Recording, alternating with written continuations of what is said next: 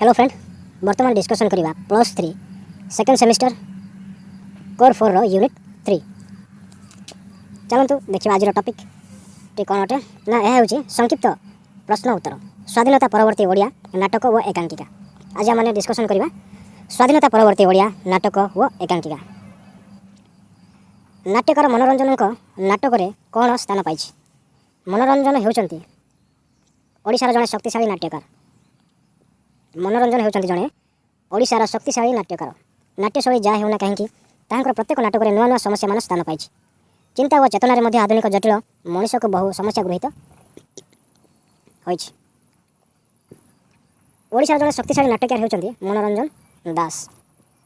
शैली नाट्य शैली विभिन्न प्रकार समस्या मान स्थान पाई। चिंता और चेतन में आधुनिक जटिल मनुष्य बहुत समस्या गृहीत होती है। सब दृष्टि को रखी से नाटकटी रचना कर। चिंता और चेतना आधुनिक मनुष्यर जटिलता को दृष्टि में रखी नाट्यकार मनोरंजन दास नाटकटी रचना कर। नंदिका केशरी कि धरणर नाटक? गीतिनाट्य ढांचार लिखित ना नंदिका केशरी गीतिनाट्य ढांचार लिखित अटे। 1982 मसीह नंदिका केशरी रचना कर एक संपूर्ण स्वतंत्र शैलीर नाटक। यह हूँ संपूर्ण स्वतंत्र शैलीर नाटक अटे। संपूर्ण स्वतंत्र शैलीर नाटक हूँ नंदिका केशरी।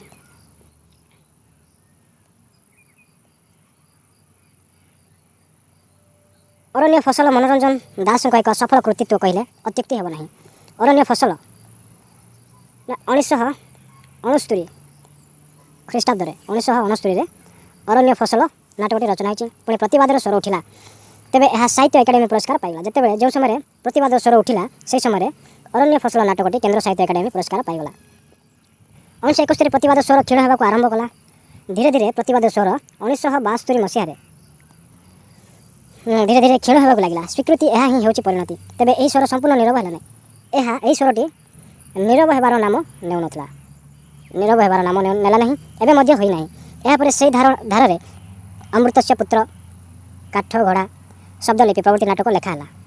सो यही नाटक अनुसार अरण्य फसल नाटक अनुसार परवर्ती समय अमृतस्य पुत्र काठघोड़ा शब्दलिपि प्रभृति नाम नाटक लेखाला। यही नाटक संपर्क में विशेष किसी कहबार नहीं।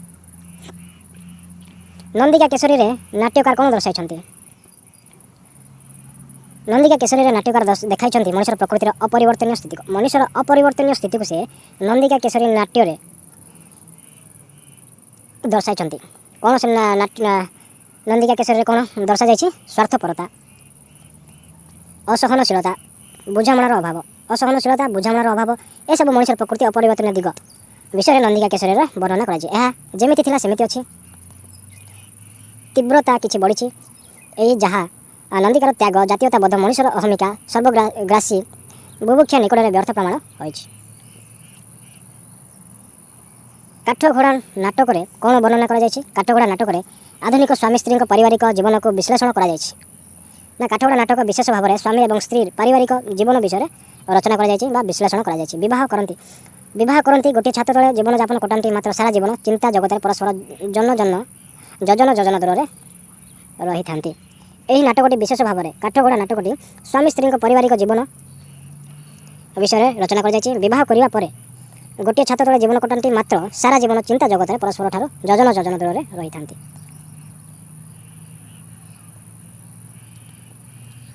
मनोरंजन चरित्र रूप में क्या निर्वाचित करती? मनोरंजन चरित्र रूप में सांप्रतिक जुग जंत्रणा निपीड़ित केतक नर नारी को निर्वाचन करती। स्वाधीनता पर व्यक्ति मानसिकतार जो द्रुत परिवर्तन होती देखाई देवार लक्ष्य नहीं से विश्लेषण करती। ए जो चित्र एमाने कौन निर्दिष्ट देशर सीमार आबद्ध नुहति। एमाने होउछन्ति विश्व जनतार एक अविच्छिन्न अंग। मानसिकता दृष्टि से मध्य कौन पार्थक्य ना। मानसिक दृष्टि के पार्थक्य ना ना सांप्रतिक जुग जंत्रणा निपीड़ित केतक नर नारी विषय एठारे वर्णना करा जायछि। स्वाधीनता पर व्यक्ति मानसिकतार जो द्रुत परिवर्तन होइछि ताहा देखाई देवा लक्ष्य नहीं से विश्लेषण करी एक चित्र प्रतिपादन करिसेंति। ए जो चित्र एमाने कौन निर्दिष्ट देशर सीमा आबद्ध नुहति। क्यों माने सांप्रतिक जुग जंत्रणा जो मैंने निपीड़ित होइछन्ति एमान चरित्र कौन सीमार आबद्ध नुहति बोली कवि मनोरंजन नाट्यकार मनोरंजन दास ଲେଖିଛନ୍ତି। ଏମାନେ ହେଉଛନ୍ତି ବିଶ୍ୱ ଜନତାର ଏକ ଅବିଚ୍ଛିନ୍ନ ଅଙ୍ଗ। ଏମାନେ ହେଉଛନ୍ତି ଏକ ଅବିଚ୍ଛିନ୍ନ ଅଙ୍ଗ। ମାନସିକତା ଦୃଷ୍ଟିରେ ସେମାନଙ୍କ ମଧ୍ୟରେ କୌଣସି ପାର୍ଥକ୍ୟ ନଥାଏ। ମାନସିକତା ଦୃଷ୍ଟି ମଧ୍ୟରେ ସେମାନଙ୍କର କୌଣସି ପାର୍ଥକ୍ୟ ନାହିଁ ବୋଲି ସେ କହିଛନ୍ତି। ମନୋରଞ୍ଜନ କେଉଁଭଳି ନାରୀମାନଙ୍କୁ ନେଇ ନାଟକ ରଚନା କରିଛନ୍ତି? ମନୋରଞ୍ଜନ ଦାସ ପାଇବା ଆଉ ହରାଇବା ଦ୍ୱନ୍ଦ୍ୱ ଏମାନଙ୍କ ଚିରନ୍ତନ ସାଥୀ। କେଉଁମାନଙ୍କର? ଯେଉଁ ନାରୀମାନେ ଏଭଳି ଭାବରେ ସେ ଦ୍ୱନ୍ଦ୍ୱ ଅବସ୍ଥାରେ ରୁହନ୍ତି, ପାଇବା ଆଉ ହରାଇବା ଦ୍ୱନ୍ଦ୍ୱ, ଆଉ ଚିରନ୍ତନ ସାଥୀ ଭାବରେ ସେ ଗ୍ରହଣ କରିଛନ୍ତି। ଏମାନେ ଯାହା ଚାହାନ୍ତି ତାହା ପାଆନ୍ତି ନାହିଁ। ଯେଉଁ ବିଷୟ ସେମାନେ ପାଇବା ପାଇଁ ଇଚ୍ଛା କରନ୍ତି ସେ ବିଷୟବସ୍ତୁକୁ ସେ ପାଆନ୍ତି ନାହିଁ, ଏବଂ ଯାହା ପାଆନ୍ତି ତାହା ଚିନ୍ତା ନଥାଏ। ଯେଉଁ ବିଷୟବସ୍ତୁକୁ ସେମାନେ ପାଆନ୍ତି ତାହା ସେମାନଙ୍କର ଚିନ୍ତା ମଧ୍ୟରେ ନଥାଏ। ଏହିଭଳି ନରନାରୀଙ୍କୁ ନେଇ ମନୋରଞ୍ଜନଙ୍କ କାରବାର ବା ଏହିଭଳି ନରନାରୀଙ୍କୁ ନେଇ ମନୋରଞ୍ଜନ ନାଟକଟି ରଚନା କରିଛନ୍ତି। ଏମାନଙ୍କର ଜଟିଳ ମନୋଗ୍ରନ୍ଥିକୁ ବିଶ୍ଳେଷଣ କରିବାର ଲକ୍ଷ୍ୟ ନେଇ ସେ ନାଟକଟି ରଚନା କରିଛନ୍ତି। ନାଟକକୁ ବୁଦ୍ଧିଗ୍ରାହ୍ୟ ଏବଂ କଳାତ୍ମକ କରିବା ନିମନ୍ତେ ନାଟ୍ୟକାର କ'ଣ କରିଛନ୍ତି? ନାଟକକୁ ବୁଦ୍ଧିଗ୍ରାହ୍ୟ ଏବଂ କଳାତ୍ମକ କରିବା ନିମନ୍ତେ ଏଥିରେ ନାନା ପ୍ରକାର ପ୍ରତୀକ ବ୍ୟବହାର କରିଛନ୍ତି। ସେ ବିଶେଷ ଭାବରେ ନାଟକଟିକୁ ଏକ ବିଶେଷ ପ୍ରତୀକ ବ୍ୟବହାର କରିଛନ୍ତି। ସେଗୁଡ଼ିକ ହେଲା କାଠ ଯୋଡ଼ି, କଣ୍ଟାବିହୀନ ଘଣ୍ଟା। ଏହିଭଳି କାନ୍ଥ ଗୋଟିଏ ଚିତ୍ର ସାହାଯ୍ୟରେ ମଧ୍ୟ ସେ ନାଟକ ପାଇଁ ସ୍ୱତନ୍ତ୍ର ଭାବରେ ସୃଷ୍ଟି କରିଛନ୍ତି। କାଳୀଚରଣ ଯୁଗ କାହାକୁ କୁହାଯାଏ? କାଳୀଚରଣ ଓଡ଼ିଆ ନାଟକକୁ ନେତୃତ୍ୱ ଦେଇ ତାକୁ ଏକ ନିର୍ଦ୍ଦିଷ୍ଟ ସ୍ଥିତିରେ ଅଧିକାରୀ କରିଥିଲେ। ଓଡ଼ିଆ ନାଟକକୁ ନେତୃତ୍ୱ ଦେଇ ଏକ ନିର୍ଦ୍ଦିଷ୍ଟ ସ୍ଥିତିରେ ସେ ପହଞ୍ଚାଇଥିଲେ ବା ଅଧିକାରୀ ମଧ୍ୟ ହୋଇଥିଲେ। ସେଥିପାଇଁ ତାଙ୍କ ସମୟକୁ କାଳୀଚରଣ ଯୁଗ ବୋଲି କୁହାଯାଏ। ମଧ୍ୟ କୁହାଯାଏ। ମନୋରଞ୍ଜନଙ୍କର ଚରିତ୍ର ଗୁଡ଼ିକ କେଉଁ ଦର୍ଶନରେ ବିଶ୍ୱାସୀ? ମନୋରଞ୍ଜନଙ୍କର ନାଟକର ଚରିତ୍ର ପାଶ୍ଚାତ୍ୟ ଦର୍ଶନରେ ବିଶ୍ୱାସୀ। ମନୋରଞ୍ଜନ ପାଶ୍ଚାତ୍ୟ କାବ୍ୟ ସଂସ୍କୃତି ଦ୍ୱାରା ପ୍ରଭାବିତ ହୋଇଥିଲେ। ସେମାନଙ୍କର ଦୃଷ୍ଟି ଓ ଦର୍ଶନ ପାଶ୍ଚାତ୍ୟ ଭାବଧାରା ଦ୍ୱାରା ନିୟନ୍ତ୍ରିତ। ତାଙ୍କର ନିୟନ୍ତ୍ରିତ ହୋଇଛି। ଏହା ଅବିସମ୍ବାଦିତ ସତ୍ୟ। ତେବେ ଟିକିଏ ତଳେଇ କରି ଦେଖିଲେ ସେହି ସବୁ ଚିତ୍ରର ମନ ତଳେ ପାରମ୍ପରିକ ବିଶ୍ୱାସର ତୀବ୍ର ସ୍ରୋତ ଅନ୍ତଃସଳୀଳା ଫଳରୁ ଧାରଣ ଭଳି ପ୍ରଭାବମାନ। ଏହା ଅବିସମ୍ବାଦିତ ସତ୍ୟ। ତେବେ ଟିକିଏ ତଳେଇ କରି ଦେଖିଲେ ସେହି ସବୁ ଚରିତ୍ର ମନ ତଳେ ପାରମ୍ପରିକ ବିଶ୍ୱାସର ତୀବ୍ର ସ୍ରୋତ ଅନ୍ତଃସଳୀଳା ଫଳରୁ ଧାର ଭଳି ପ୍ରଭାବମାନ ହୋଇଥାଏ। ଓଡ଼ିଆ ନାଟକରେ ଗୋପାଳ ଚଟରାୟଙ୍କର ଦକ୍ଷତା ପରିଚୟ ଦିଅ। ଓଡ଼ିଆ ନାଟକର ସୁବର୍ଣ୍ଣ ଯୁଗର ଜଣେ ବରେଣ୍ୟ ନାଟ୍ୟକାର ହେଉଛନ୍ତି ଶ୍ରୀ ଚଟରାୟ ବା ଗୋପାଳ ଚଟରାୟ। କାଳକୁ ସ୍ମରଣୀୟ ହୋଇ ରହିଛନ୍ତି। ନାଟ୍ୟକାର ଗୋପାଳ ଚଟରାୟ ସେ କାଳକୁ ସ୍ମରଣ ହୋଇ ରହିଛନ୍ତି ଓ ରହିବେ ମଧ୍ୟ। ସେ ହେଉଛନ୍ତି ଓଡ଼ିଆ ଭାଷାର ଏକମାତ୍ର ନାଟ୍ୟକାର।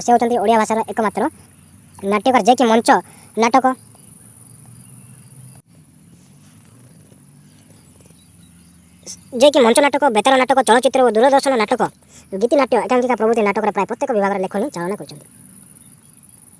ମଞ୍ଚ ନାଟକ, ବେତାର ନାଟକ, ଚଳଚ୍ଚିତ୍ର ଓ ଦୂରଦର୍ଶନ ନାଟକ, ଗୀତିନାଟ୍ୟ, ଏକାଙ୍କିକା ପ୍ରଭୃତି ନାଟକର ପ୍ରାୟ ପ୍ରତ୍ୟେକ ବିଭାଗରେ ସେ ଲେଖନୀ ବା ଲେଖିଛନ୍ତି ବା ପରିଚାଳନା କରିଛନ୍ତି। ଏହିସବୁ ପ୍ରତ୍ୟେକ ବିଭାଗରେ ତାଙ୍କର ପ୍ରକୃତିତ୍ୱ ସ୍ୱାକ୍ଷର ଦେଖିବାକୁ ମିଳେ।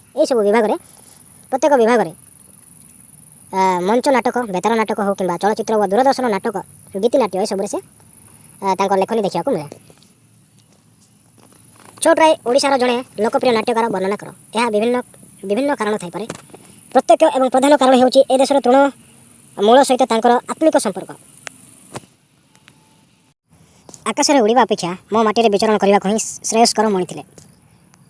ଗୋପାଳ ଚଟରାୟ ଆକାଶରେ ଉଡ଼ିବା ଅପେକ୍ଷା ମାଟିରେ ବିଚରଣ କରିବାକୁ ହିଁ ଶ୍ରେୟସ୍କର ବୋଲି ମଣିଥିଲେ।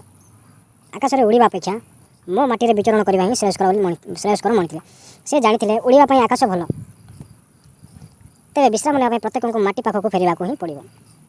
ତେଣୁ ସେ ଆକାଶରେ ଉଡ଼ିବା ଅପେକ୍ଷା ମାଟିରେ ବିଚରଣ କରିବାକୁ ପସନ୍ଦ କଲେ ଏବଂ ସେ ଚିନ୍ତା କଲେ ଯେ ଆକାଶରେ ତ ଉଡ଼ିବା ଭଲ, ତେବେ ବିଶ୍ରାମ ନେବା ପାଇଁ ତ ପ୍ରତ୍ୟେକଙ୍କୁ ମାଟି ପାଖକୁ ଫେରିବାକୁ ହିଁ ପଡ଼ିବ। କାହାଣୀ ରୂପେ ଚଟରାୟ କାହାକୁ ବାଛିଛନ୍ତି? କାହାଣୀ ରୂପେ ସେ ଏ ଯୁଗର ମଣିଷ କଥା ହିଁ ବାଛିଛନ୍ତି। ସେମାନଙ୍କ ସଫଳତା, ସବଳତା, ଦୁର୍ବଳତା, ଦୋଷ ଗୁଣ ଭିତରେ ନିଜର ପାଇଁ ଉପାଦାନ ସଂଗ୍ରହ କରିଛନ୍ତି।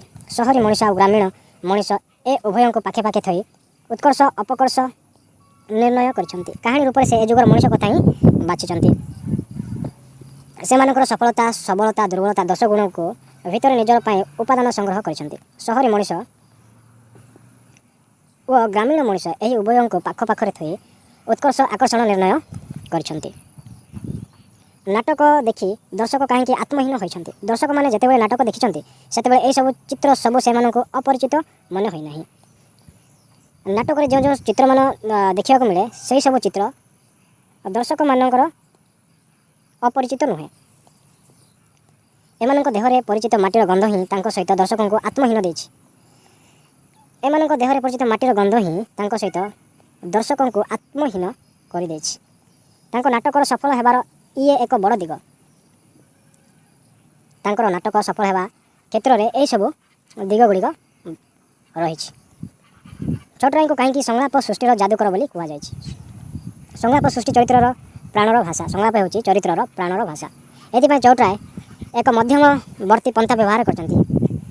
ସଂଳାପକୁ ଏକ ମଧ୍ୟମବର୍ତ୍ତୀ ପନ୍ଥା ଭାବରେ ଗୋପାଳ ଚୋଟରାୟ ବ୍ୟବହାର କରିଛନ୍ତି। ଯାହା ସେ କହିଛନ୍ତି ଚରିତ୍ର ପାଇଁ ତାହା ସମ୍ପୂର୍ଣ୍ଣ ଭାବେ ଉପଯୁକ୍ତ ହୋଇଛି। ନା ଚରିତ୍ର କ୍ଷେତ୍ରରେ ସେ ଯାହା କହିଛନ୍ତି ତାହା ହେଉଛି ଉପଯୁକ୍ତ ହୋଇଛି। ଯେତିକି ଦରକାର ଯେଉଁଠି ଯେମିତି ଦରକାର ସେହିଭଳି ବ୍ୟବସ୍ଥା କରାଯାଇପାରିଛି।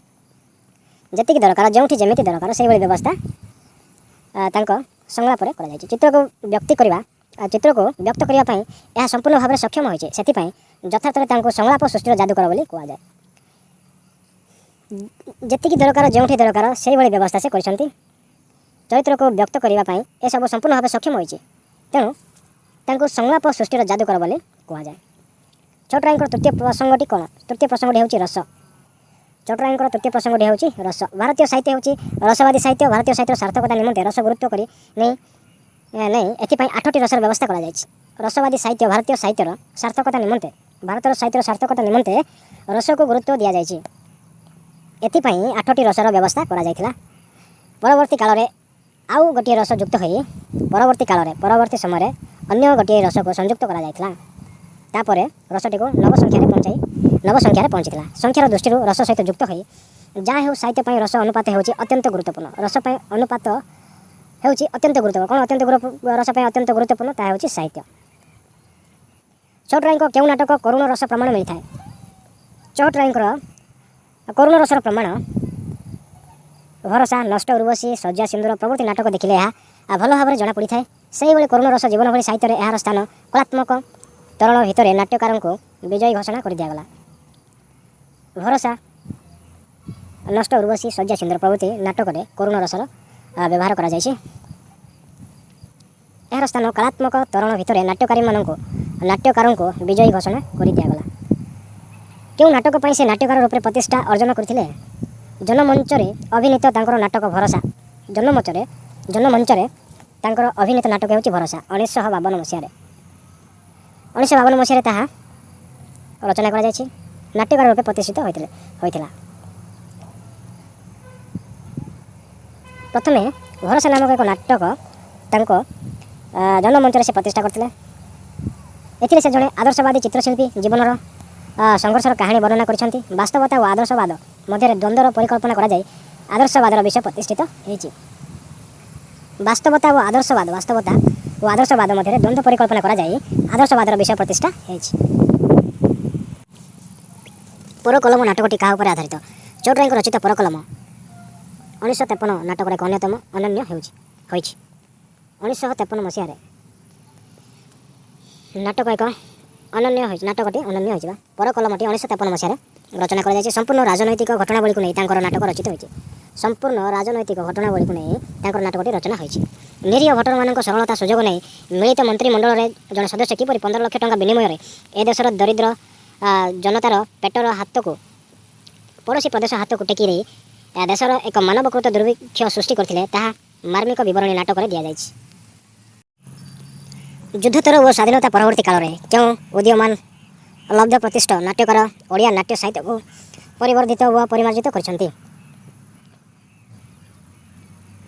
ଯୁଦ୍ଧୋତ୍ତର ଓ ସ୍ୱାଧୀନତା ପରବର୍ତ୍ତୀ କାଳରେ କେଉଁ ଉଦୀୟମାନ ଲବ୍ଧପ୍ରତିଷ୍ଠ ନାଟ୍ୟକାର ଓଡ଼ିଆ ନାଟ୍ୟ ସାହିତ୍ୟକୁ ପରିବର୍ଦ୍ଧିତ ଓ ପରିମାର୍ଜିତ କରିଛନ୍ତି? କେଉଁମାନେ ସ୍ୱାଧୀନତା ପରବର୍ତ୍ତୀ କାଳରେ ପ୍ରତିଷ୍ଠିତ ଲାଭ କରିଛନ୍ତି ନାଟ୍ୟକାର ଭାବରେ? ସେମାନେ ହେଉଛନ୍ତି ଗୋପାଳ ଚୌଟରାୟ, ମନୋରଞ୍ଜନ ଦାସ, ଅଦୈତ୍ୟ ଚରଣ ମହାନ୍ତି, ପ୍ରାଣବନ୍ଧୁ କର, ରାମଚନ୍ଦ୍ର ମିଶ୍ର, ଭଞ୍ଜକିଶୋର ପଟ୍ଟନାୟକ, କମଳଲୋଚନ ମହାନ୍ତି, ରଜତ କୁମାର କର ଓ ବୈଦ୍ୟନାଥ ପ୍ରଭୃତିଙ୍କ ନାମ ଉଲ୍ଲେଖଯୋଗ୍ୟ ହୋଇପାରିଛି ବା କରାଯାଇପାରେ। ଆଧୁନିକ ନାଟକରେ କେଉଁ ଭାବନା ସ୍ଥାନ ପାଇଛି? ସାମାଜିକ ଓ ରାଜନୈତିକ ସମସ୍ୟା ଆଧୁନିକ ନାଟକର ପ୍ରତିଫଳିତ। ଅନ୍ନଭାବ, ଅର୍ଥଭାବ, ଯୌତିକ ପ୍ରଥାକୁ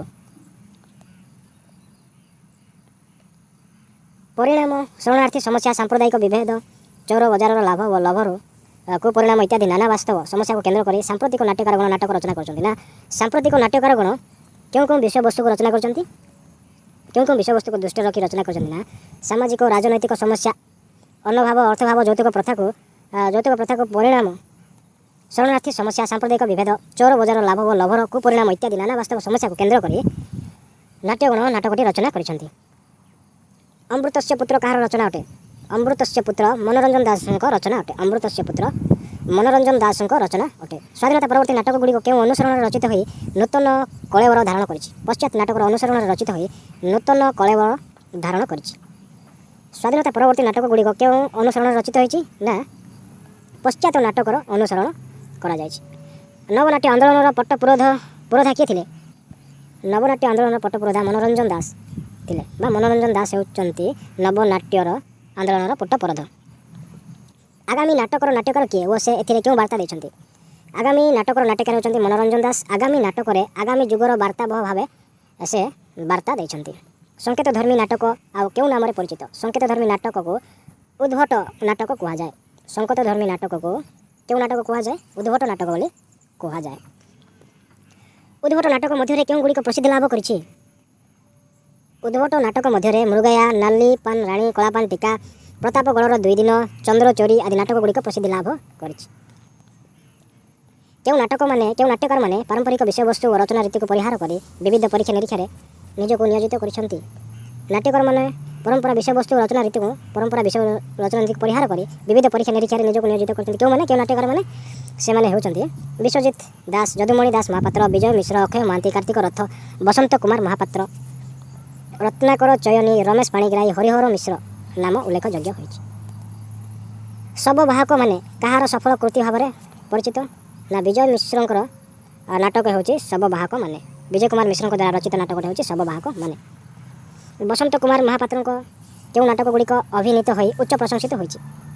ବସନ୍ତ କୁମାର ମହାପାତ୍ରଙ୍କର କେଉଁ ନାଟକଗୁଡ଼ିକ ଅଭିନୀତ ହୋଇ ଉଚ୍ଚ ପ୍ରଶଂସା ଲାଭ କରିଛି? ସେଗୁଡ଼ିକ ହେଲା ଶୃଙ୍ଗାର ଶତକ, ଜ୍ୱାଳା, ଅଲିଭା ଦୀପ, ବହ୍ନି କନ୍ୟା ପ୍ରଭୃତି ନାଟକଟି ପ୍ରଶଂସିତ ଲାଭ କରିଛି। କାହା ଦ୍ୱାରା ରଚିତ ନାଟକଗୁଡ଼ିକ ହେଉଛି ବସନ୍ତ କୁମାର ମହାପାତ୍ରଙ୍କ ଦ୍ୱାରା ରଚିତ। ଆବଷଢ଼ ନାଟକ ରଚନାର ଆଦ୍ୟ ଅଭିବ୍ୟକ୍ତ କିଏ?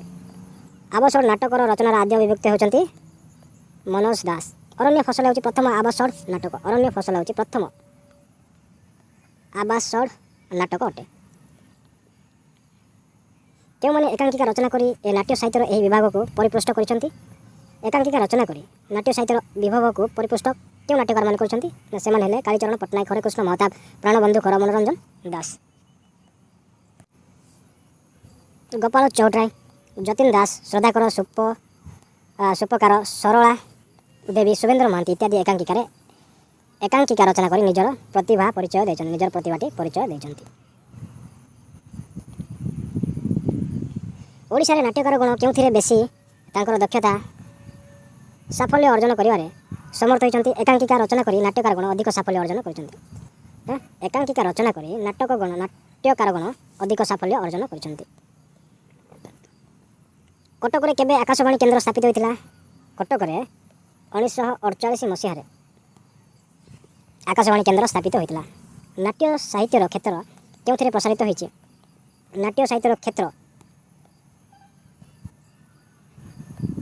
ଚଳଚ୍ଚିତ୍ର, ଟେଲିଭିଜନ, ରେଡ଼ିଓ ପ୍ରଭୃତି ମାଧ୍ୟମରେ ନାଟ୍ୟ ସାହିତ୍ୟ ବିକାଶ ହୋଇଛି। ନାଟ୍ୟ ସାହିତ୍ୟ କ୍ଷେତ୍ର କେଉଁଥିରେ ପ୍ରସାରିତ ହୋଇଛି? ଚଳଚ୍ଚିତ୍ର, ଟେଲିଭିଜନ ଓ ରେଡ଼ିଓ ମାଧ୍ୟମରେ ନାଟ୍ୟ ସାହିତ୍ୟ ପ୍ରସାରିତ ହୋଇଛି। ମନୋରଞ୍ଜନ ଦାସ କେଉଁ ନାଟ୍ୟକାରଙ୍କ ଦ୍ୱାରା ପ୍ରଭାବିତ ହୋଇଛନ୍ତି? ମନୋରଞ୍ଜନ ଦାସ କେଉଁ ନାଟ୍ୟକାରଙ୍କ ଦ୍ୱାରା ପ୍ରଭାବିତ ହୋଇଛନ୍ତି? ନା ସାମୁଏଲ ବେକେଟ୍, ଆୟୋନେସ୍କୋ ପ୍ରଭୃତି ନାଟ୍ୟକାର ଦ୍ୱାରା ପ୍ରଭାବିତ ହୋଇ ନାଟକ ମଣିଷର ଅନ୍ତରାଜ୍ୟର ପରିକଳ୍ପନା କରିଛନ୍ତି।